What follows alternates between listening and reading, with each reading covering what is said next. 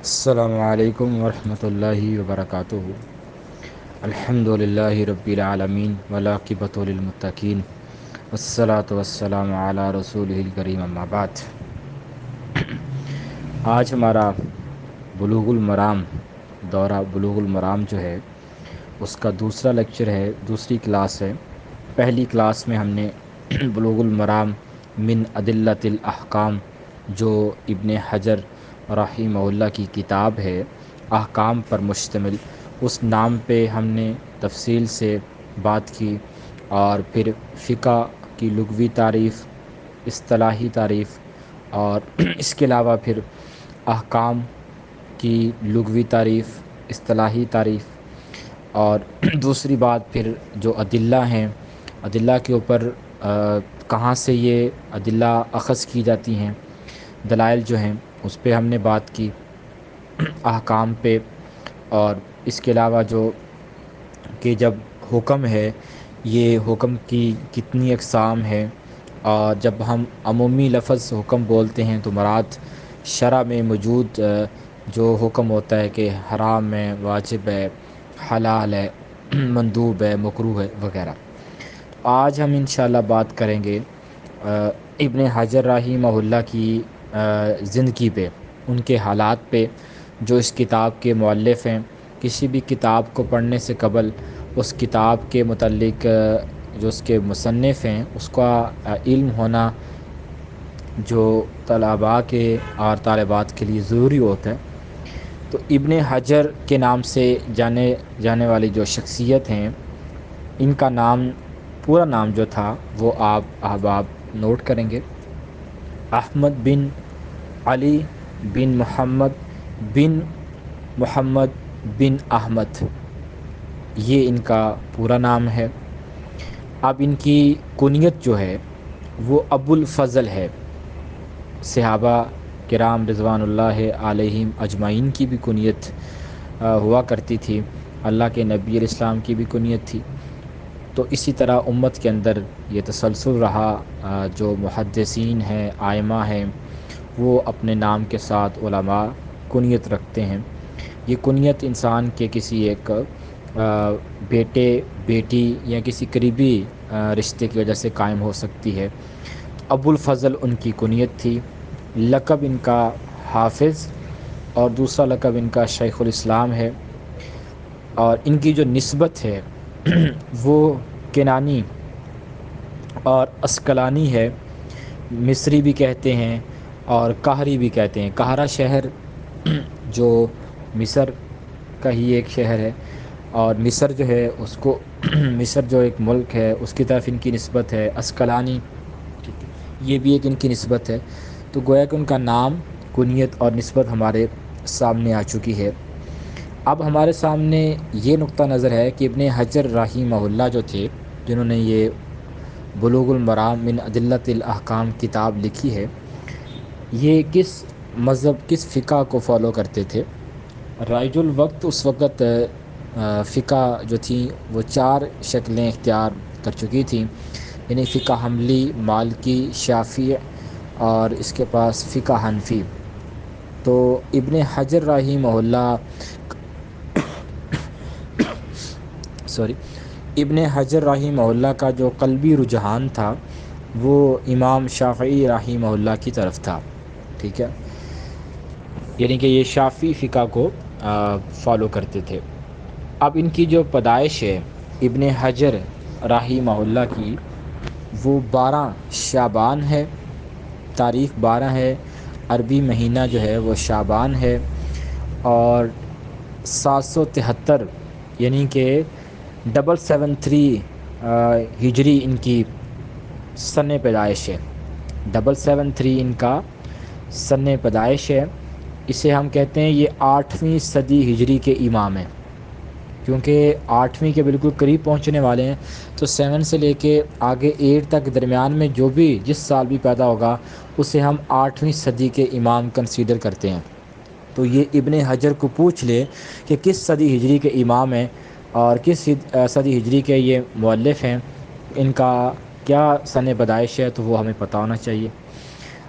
مصر کے جو شہر ہے قاہرہ، وہاں پہ ان کی پیدائش ہوتی ہے۔ مصر کا جو شہر قاہرہ ہے وہاں پہ ان کی پیدائش ہوتی ہے، اس لیے ان کو قاہری بھی کہا جاتا ہے، قاف کے ساتھ ہے، یعنی کہ جو کینچی والا قاف ہوتا ہے جسے ہم موٹا پڑھتے ہیں، کتاب والا قاف نہیں ہے، قاہرہ۔ اب ان کی جو ہم نے پیدائش، ان کا نام، کنیت، نسبت، وہ ہم نے پڑھ لی۔ اب ابن حجر رحمہ اللہ چونکہ ابھی صغیر سن ہی تھے کہ ان کے والد وفات پا جاتے ہیں، تو ان کی والدہ ان کی پرورش کرتی ہیں، اور انہوں نے جو کم عمری کے اندر ہی بہت سے متون اور بہت سی جو چھوٹی کتابیں ہیں ان کو حفظ کر لیا، اور اسی طرح قرآن پاک کے یہ حافظ بنے ابن حجر رحمہ اللہ۔ اب یہ علم حدیث کے ساتھ ساتھ جو علم قضاء ہے، جسے قضات بھی کہا جاتا ہے، قاضی یا جج جسے جسٹس بھی کہتے ہیں، ان کے دور میں بہت سے ملکوں اور بہت سے شہروں کی ان کو آفر ہوئی کہ آپ اس ملک کے چیف جسٹس بن سکتے ہیں یا آپ اس شہر کے قاضی لگ سکتے ہیں۔ تو وقت کے بادشاہوں نے ان کو اپنے اپنے وقت میں ان کی علمی رتبے اور مقام کو دیکھ کے بہت سی آفرز کیں، لیکن اکثر انہوں نے جو آنے والی ان کی طرف سے حسرتیں تھیں، خواہشات تھیں اور آرزوئیں تھیں، اس کو ٹھکرا دیا اور اس عہدے کو قبول نہیں کیا۔ لیکن قاہرہ کے اندر یہ 827، یعنی کہ پیدائش 773 ہے، 827 827 ہجری میں یہ قاہرہ کے جسٹس بن جاتے ہیں، یعنی کہ قاضی بن جاتے ہیں، جج بن جاتے ہیں۔ پھر یہ 1 سال کے بعد 828 میں یہ وہاں سے ریٹائر ہو جاتے ہیں۔ ریٹائر سے مراد یعنی کہ وہ عہدہ چھوڑ دیتے ہیں۔ اس کے بعد پھر یہ 833 میں پھر یہ قاضی بنتے ہیں، اور 835 میں یہ مطلب اس عہدے سے الگ ہو جاتے ہیں۔ پھر 837 میں بنتے ہیں، 839 میں۔ تو یہ 4-5 دفعہ یہ مختلف شہروں میں یہ قاضی رہے، فیصلے کرتے تھے شریعت کے مطابق، اللہ اس کے رسول کی تعلیمات کے مطابق، جسے ہم آج کے دور میں شرعی عدالت بھی کہتے ہیں۔ ابن حجر رحمہ اللہ اس وقت کے شرعی عدالت کے جج تھے، اور چونکہ رائج الوقت تعلیمات اسلام ہی کی تھیں، تو اس لیے اس مصر کے مختلف شہروں کے اندر ان کے اوپر قضات کا عہدہ پیش کیا گیا، لیکن مختلف اوقات میں 1 سال 2 سال اس عہدے پہ فائز رہے مختلف شہروں میں، بالآخر اس کو چھوڑ کر وہ علم حدیث کی طرف جو ہے وہ مشغول ہو گئے۔ اب اس کے حوالے سے ابن حجر کا جو علمی رتبہ اور مقام ہے اس کو نوٹ کرنے کے لیے میں چند علماء کے حوالہ جات جو اپنے وقت کے امام تصور کیے جاتے ہیں۔ سب سے پہلے ہمارے پاس امام سیوطی رحمہ اللہ، یہ اہل علم اس بات کو جانتے ہیں کہ امام سیوطی رحمہ اللہ کا علم تفسیر میں کیا مقام ہے، تو انہوں نے اپنے زرعی اقوال میں یہ بات کہی کہ اپنے زمانے کے وہ امام ذہبی تھے، یعنی کہ امام سیوطی کہتے ہیں کہ ابن حجر رحمہ اللہ اپنے وقت کے امام ذہبی تھے۔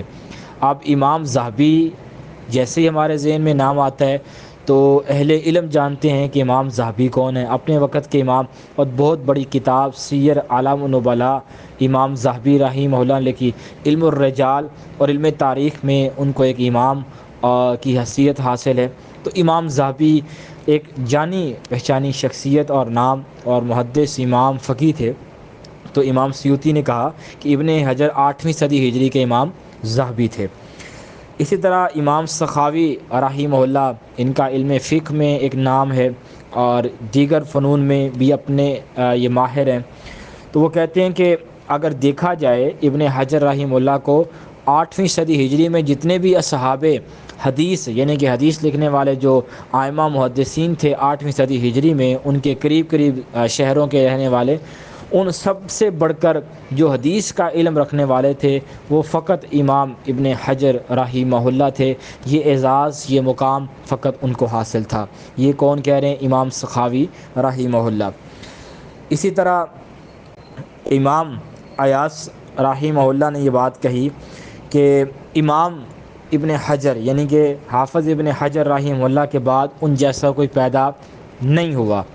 اب یہ ایک ہر امام کا ان کے علمی رتبے، مقام، مرتبے اور علمی رسوخ کو دیکھتے ہوئے اور علم حدیث سے شغف، محبت اور علم رجال اور علم تاریخ اور یہ تحقیق و تخریج کے حوالے سے جو ان کی فنی صلاحیتیں ہیں ان کو اجاگر کیا ان ائمہ نے اپنے اقوال زریں سے۔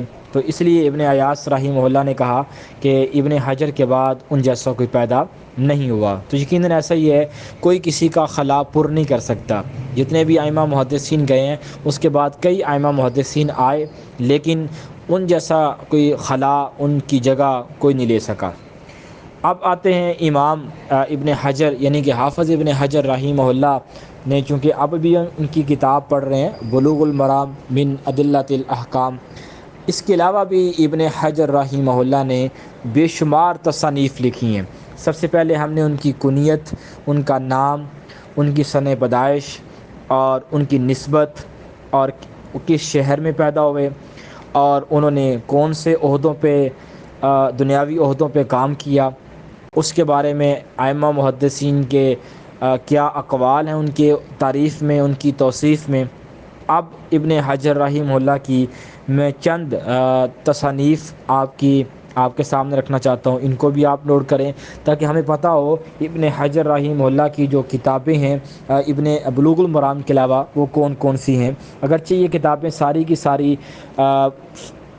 جو اس فن میں ماہر ہوتے ہیں وہی پڑھ سکتے ہیں، لیکن کم از کم ایک طالب علم کو ان کتابوں کی پہچان ہونی چاہیے۔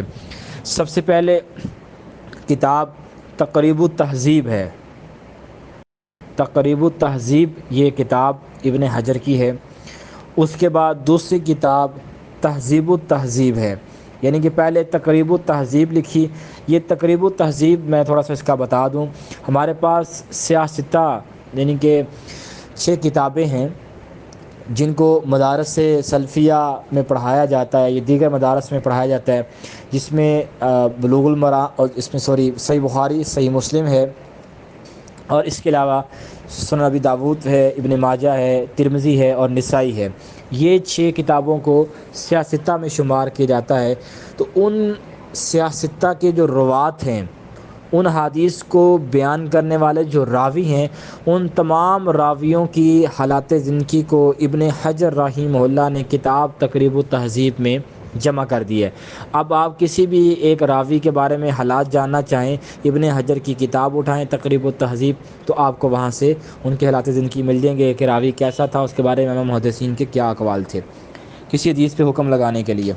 آگے تہذیب و تہذیب ہے، یعنی کہ تقریب و تہذیب کو سمرائز کیا، اس کو مختصر کیا تو تہذیب و تہذیب لکھ دی۔ آگے اس کے بعد رفع الاثر عن قضات مصر، یہ مصر کے جب وہ قاضی تھے قاہرہ کے اور دیگر شہروں کے، تو قضات کے عہدے سے جب فارغ ہوئے تو اس کے بعد انہوں نے مصر کی قضات جس دوران انہوں نے جو بھی فیصلے کیے اس کے متعلق انہوں نے کتاب لکھی۔ الاصابہ فی تمیز الصحابہ، یہ صحابہ کی سیرت، ان صحابہ کے درخشاں پہلوؤں کو ابن حجر رحمہ اللہ نے ہمارے سامنے بیان کیا۔ بلوغ المرام من ادلۃ الاحکام، یہ کتاب جس کا آج ہم لیکچر لے رہے ہیں، جس کو ہم پڑھ رہے ہیں، جو ہمارے کورس اور نصاب میں شامل ہے۔ اس کے علاوہ جو ابن حجر رحمہ اللہ کا سب سے بڑا کارنامہ ہے، میں سمجھتا ہوں کہ اس سے بڑا ابن حجر کا کوئی کارنامہ نہیں ہو سکتا، وہ ہے اصح الکتب بعد کتاب، وہ صحیح البخاری، جو امام محمد بن اسماعیل البخاری رحمہ اللہ کی کتاب صحیح البخاری ہے، اس کتاب کی شرح امام ابن حجر رحمہ اللہ نے لکھی ہے جس کا نام فتح الباری، ٹھیک ہے۔ یہ ایسی شرح ہے جس کے بارے میں ائمہ محدثین نے کہا ہے کہ جیسے لا ہجرت بعد الفتح، فتح مکہ کے بعد کسی قسم کی کوئی ہجرت نہیں ہو سکتی، ویسے ہی فتح الباری کے بعد جتنی بھی شروحات لکھی جائیں گی لیکن ان کا وہ مقام نہیں ہوگا جو فتح الباری کا ہے، لیکن یعنی کہ انہوں نے تمام کمیاں پوری کر دیں، ہر چیز کو بیان کیا، اور اس کے بعد کسی مزید شرح کی ضرورت نہیں تھی۔ لیکن آج تک صحیح البخاری کی شروحات عربی اردو میں لکھی جا رہی ہیں، لیکن سب سے جامع جو شرح ہے وہ ابن حجر رحمہ اللہ کی فتح الباری ہے۔